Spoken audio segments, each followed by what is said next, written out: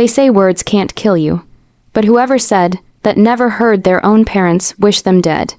It was a gray December afternoon, the kind that seeps into your bones and makes everything feel colder than it really is. I had just gotten home from school, backpack slung over one shoulder, my body sore from a long day of avoiding people who didn't care I existed.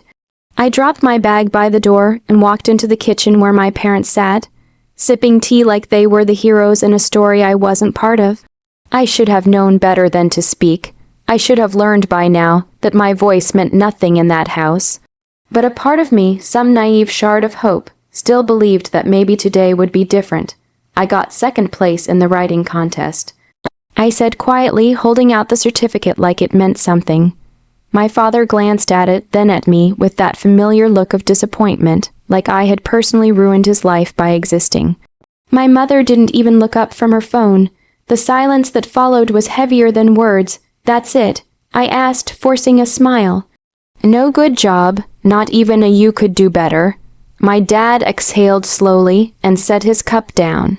Then, with the same tone someone might use to ask you to take out the trash, he said, "You know, the greatest gift you could give us would be if you just died."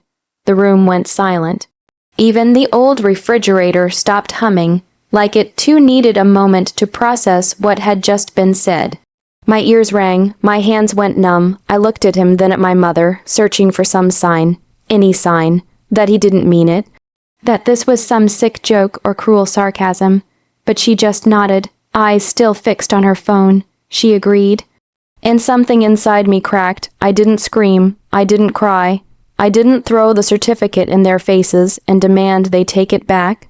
That would have given them too much power. Instead, I stood there in silence, frozen in that moment like a ghost. Maybe that's what I was to them already. A ghost haunting the house they never wanted filled. That night, I lay in bed, eyes wide open in the dark. I replayed his words over and over until they carved themselves into my mind. The greatest gift you could give us would be if you just died. Not yelled in anger, not whispered in frustration, spoken clearly, chosen carefully, meant fully, and then a thought came. Quiet, sharp, and cold. Fine, if that's what they wanted, if my death was their idea of peace, then maybe it was time I gave them the illusion of what they asked for. Not a death in the way they thought. Not my body buried beneath the earth, lifeless and gone, but a different kind of death. One where I disappeared so completely that they would wish they could take those words back. One where I rebuilt myself so powerfully that they'd see me again only to realize they had created the storm that now stood before them. I wouldn't end my life.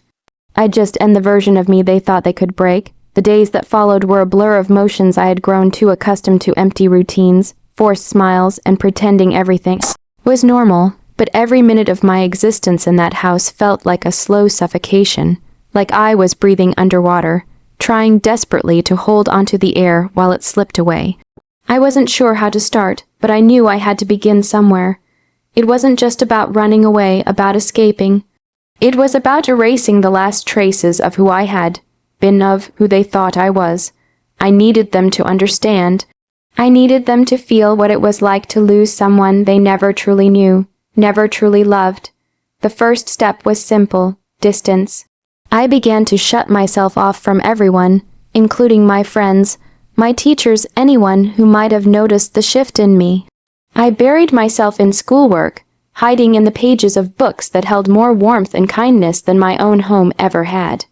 But in the evenings, when the house grew quiet and I was left alone with my thoughts, I began to form my plan. It started with selling my things, the little trinkets I had collected over the years, the clothes I no longer wore, the childhood toys and notebooks that held too many memories. At first, I couldn't bear to part with them. They were the last pieces of me, of a life that I once believed held some meaning. But that was the point. If I was going to disappear, I couldn't leave any part of myself behind, not a scrap. Not a trace. I sold everything I could on the internet: old books, games, clothes, even some personal journals I had written in when I was younger.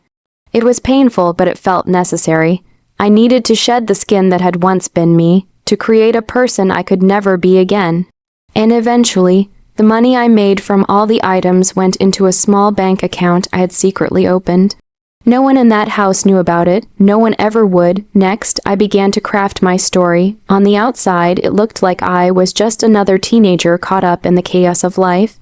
But internally, it was like I was planning an escape from a prison I had lived in for too long.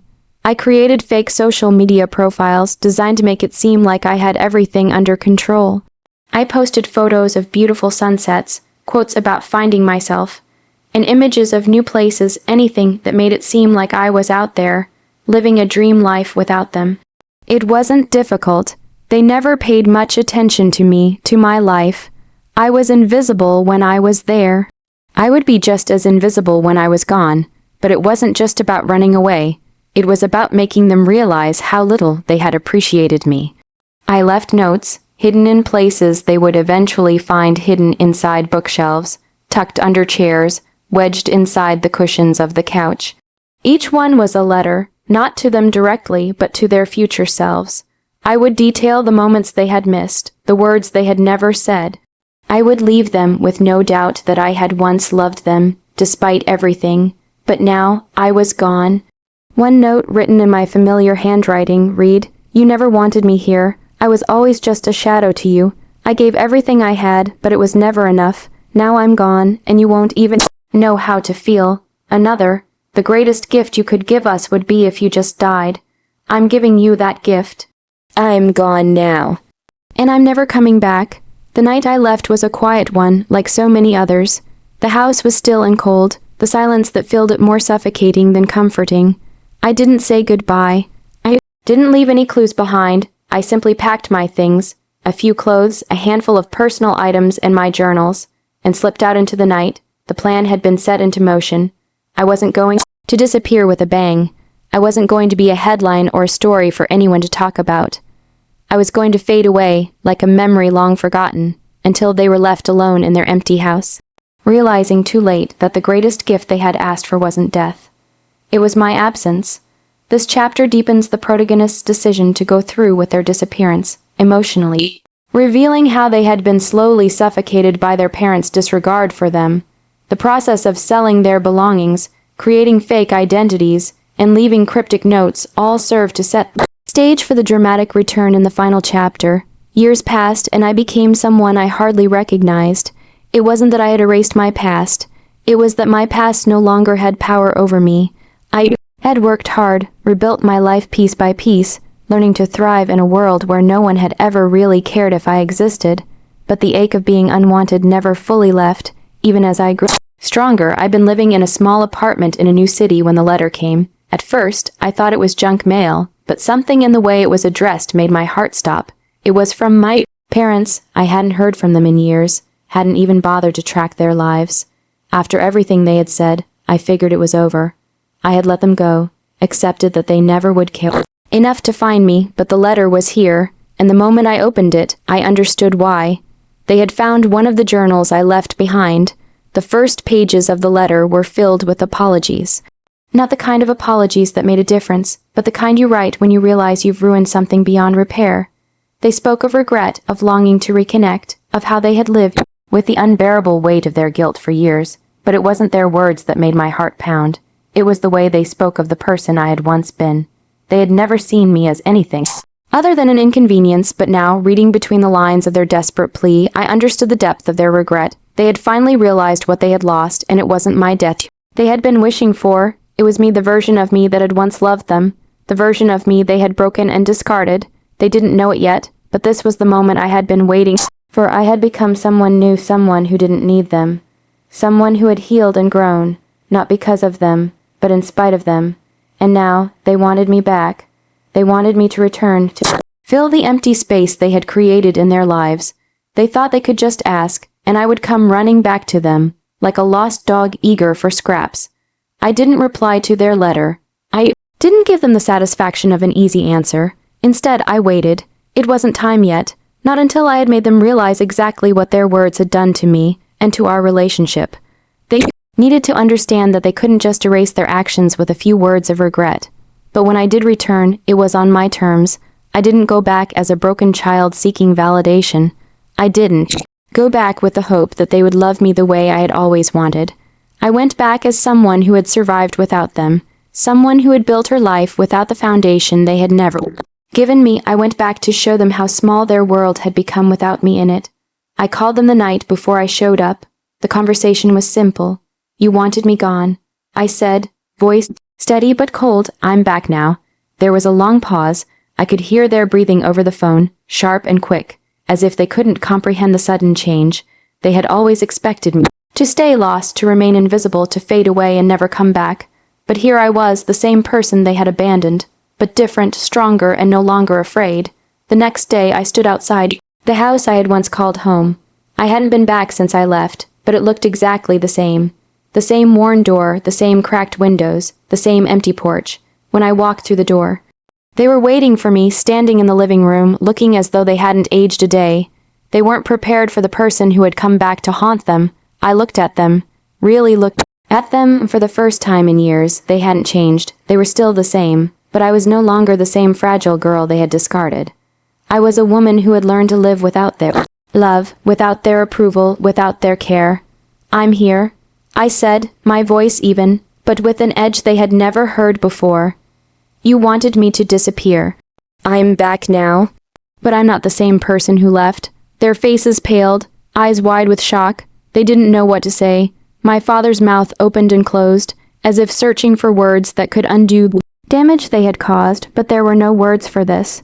There was no apology that could take away the years I had spent in pain, the years I had spent trying to prove my worth to people who couldn't see me. You don't get to decide when I'm gone, I said quietly. You don't get to decide when I come back either. I'm not here for you. I'm here to show you what happens when you take someone for granted, when you tell them they don't matter. I let the silence hang between us thick and heavy.